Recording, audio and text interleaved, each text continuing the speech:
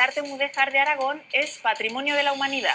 Un lujo poder quedar con usted porque estuvo en la redacción del documento que consiguió que esto fuese Patrimonio de la Humanidad. ¿Por qué tenemos que estar orgullosos de este Mudéjar Aragón?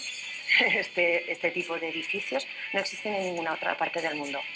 ¿Qué hace tan especial al arte mudéjar?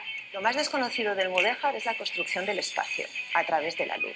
Ese cruce de caminos, ese cruce de culturas que había en aquella época, en el siglo XIV, lo musulmán, lo judío, lo cristiano, me podría quedar aquí horas y horas mirándolo.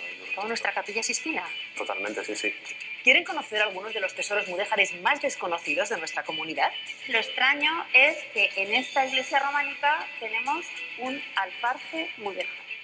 Hay un elefante, Sí. pero claro, es un elefante que parece un hormiguero, porque elefantes en Huesca, perdona, pero no. No.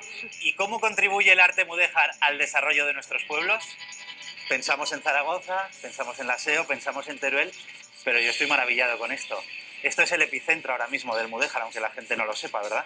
La joya de la corona. Y os vienen turistas a verlo. Muchos, vienen muchos.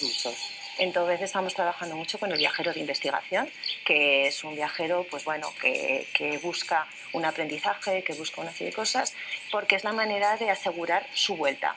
Lo importante del viajero es el retorno. ¿Cuál es el material más utilizado y desconocido del arte mudéjar?